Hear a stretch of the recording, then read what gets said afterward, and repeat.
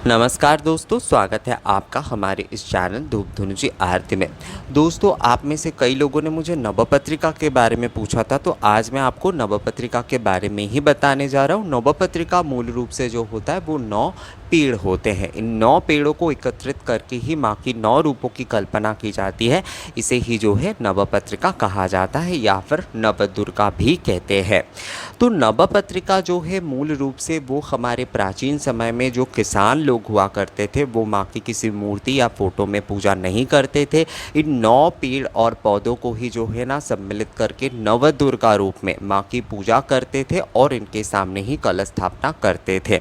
तो आज भी कई ग्रामीण जो क्षेत्र है वहाँ पर आपको मूर्ति और जो फोटो में पूजा आपको नहीं दिखेगा माँ की। वहाँ पर केवल जो है इस नवपत्रिका को ही प्रतिष्ठा की जाती है और उनके सामने ही कलश स्थापना करके पूजन आदि कार्य किए जाते हैं। धीरे धीरे जब महापूजा का प्रचलन हुआ, अर्थात दुर्गा पूजा में कई समुदाय के नियम, कई समुदाय के पूजा और कई तरह के लोकाचार के साथ जो है शास्त्राचार भी जुड़े, अर्थात शास्त्राचार, लोकाचार, इन सारी चीज़ों का एकत्रितकरण हुआ। महापूजा तभी बनता है जब सारी चीज़ें जो है ना, सारे समुदाय के नियम, सारी जगह के लोक विश्वास, सारे परंपरा, शास्त्र, ये सब कुछ मिल जाते। तो महापूजा में जब इनका एकत्रीकरण हुआ तो नवपत्रिका पूजन को भी वहाँ पर विशेष महत्व दिया गया, जो कि पहले केवल किसान लोग किया करते थे माँ के 9 रूपों की कल्पना करके। वैसे बंगाल के कई परिवार में अष्टलक्ष्मी के रूप में जो है ना माँ, ये 8 पौधे की पूजा की जाती है। नवपत्रिका की रूप ही होता है उसमें, पर उसमें 8 पौधे होते। जैसे दुर्गा पूजा में जो आपको खासकर जो है पंडालों में देखने को मिलता है, वहाँ पर नवपत्रिका के 9 पेड़ होते हैं। अष्टलक्ष्मी की पूजा जो कि लक्ष्मी पूजन के दिन किया जाता है, वहाँ पर 8 पेड़ होते हैं। नवपत्रिका मूल रूप से तभी प्रतिष्ठा करना होता है, अर्थात उसी दिन प्रतिष्ठा करना होता है जिस दिन जो है कलश स्थापना की जाती है। और कलश स्थापना के बाद नवपत्रिका माँ की जैसे षोडशोपचार विधि से पूजा होती है, उसी तरीके से नवपत्रिका भी पूजा होती है। नवपत्रिका वासिनी दुर्गा दिव्य नमः या नवपत्रिका वासिनी नवदुर्गाय नमः, इस तरह से जो है ना नवपत्रिका की भी पूजा प्रतिदिन करना होता है। कलश स्थापना जिस दिन होगा, नवपत्रिका प्रतिष्ठा भी उसी दिन हो जाता है। नवपत्रिका में ये जो 9 पेड़ होते हैं ये क्या क्या है? इसमें जो है मुख्य रूप से केले का पेड़ होता है। बहुत सारे लोग समझते हैं कि ये केवल केले का पेड़ होता है। नहीं, केले का पेड़ केवल नहीं होता है। केवल केले का पेड़ इसमें नहीं होता है, इसमें और भी 8 जो होता है ना पेड़ पौधे होते हैं। उसमें केले का पेड़ मुख्य रूप से होता है, उसमें जो है हल्दी के पौधे होते हैं, उसमें अशोक के जो डाल यानी शाखा होते हैं, बिल्व वृक्ष के डाल यानी शाखा होते हैं, उसमें जयंती के डाल यानी शाखा होते हैं। इसके बाद जो है मानकोचू जिसे कि लाल अरबी कहा जाता है, उसके पौधे इसमें होते हैं, धान के पौधे इसमें होते हैं, दाड़िम के पौधे इसमें होते हैं और इसके साथ साथ जो है इसमें दूध कोचू यानी कि जो सफ़ेद अरबी होते हैं उसके पौधे भी इसमें होते।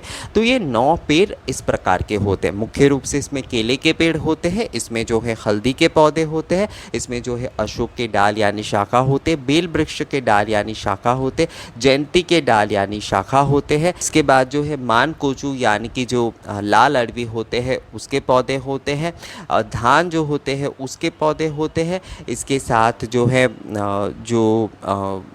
दारिम होते हैं उसके डाल और शाखा होते हैं, और जो दूध कोचू होता है यानी कि जो सफ़ेद अरवी होते हैं उसके पौधे भी इसमें सम्मिलित होते हैं। इन सारे पेड़ों को जो है ना एकत्रित करके जो अपराजिता पुष्प होते हैं उसके गुल मिलता से और जो लाल मौली होते हैं उससे बांधे जाते हैं। उसके बाद जो है तैलम और हल्दी से स्नान करवाए जाते हैं, रक्त वस्त्र पहनाए जाते हैं और आलता और सिंदूर लगाकर जो है माँ के दाहिने तरफ इन्हें प्रतिष्ठा कर दिए जाते।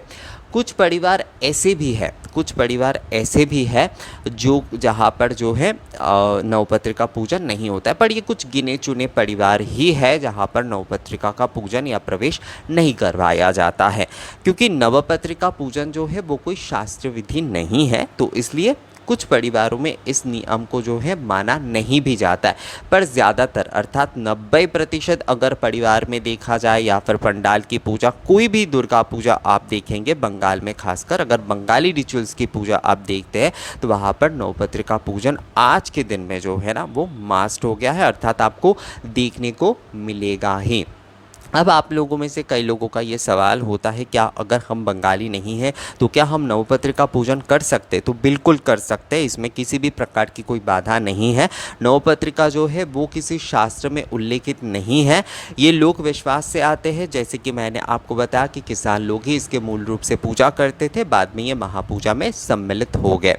तो आप इसे कर ही सकते, पर क्या होता है हर प्रदेश में ना ये 9 जो पेड़ पौधे होते हैं वो मिलान नहीं करते हैं, तो इस वजह से जो है वहाँ पर नवपत्रिका के पूजन उतना प्रचलित नहीं हुए। जैसे कि पूर्व की तरफ ये सारी चीज़ें खासकर बंगाल में जो है ये चीज़ें बहुत आसानी से मिल जाता है, तो इन नवपत्रिकाओं की पूजा वहाँ पर प्रचलित रही। बाकी प्रदेशों में शायद इस वजह से उसका उतना प्रचलन नहीं हुआ है।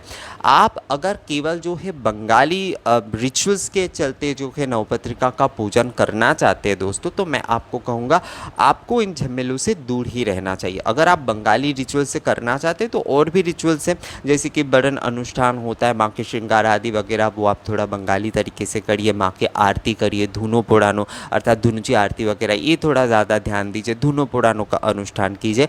पर क्या होगा, आपने अगर एक बार मन बना लिया कि हमने नवपत्रिका के साथ हमें पूजा करना है और उसके बाद आपको शायद ये 9 पेड़ वगैरह ये सब कुछ नहीं मिल पाता है, तो आपका मन थोड़ा खट्टा हो जाता है, क्योंकि हम जो चाहते हैं वो अगर हमें नहीं मिलता है तो हमारा मन थोड़ा हिचकता है और थोड़ा खट्टा भी हो जाता है कि हमने ये चाहा था, हम ये नहीं कर पाए। तो मैं कहूँगा आपको, अगर सिर्फ बंगाली पूजा देखकर आप ये सोच रहे हैं कि हम ये अगर कर पाते तो मैं कहूँगा इन सारी चीज़ों को स्किप करना ही ज़्यादा सही होगा। ये सारी ख्याल जो है ये अपने मन में मत लाइए, क्योंकि ये सारी पौधे जो है ये हर जगह पर व्यवस्थित करना थोड़ा मुश्किल हो जाता है। मैं बाहर रहते हुए भी देखा था कि उस समय भी जो है थोड़ा मुश्किल होता है। कई लोग मुझसे इस विषय में सुनते थे, पर उसके बाद कहते थे कि ये सारे पौधे ही तो यहाँ पर नहीं मिलते।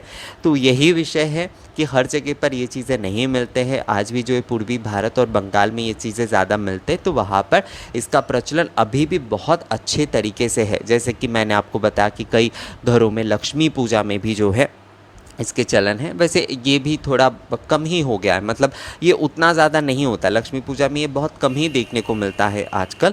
दुर्गा पूजा में ही मूल रूप से ये चीज़ रह गया है, ये जो नवपत्रिका पूजन है।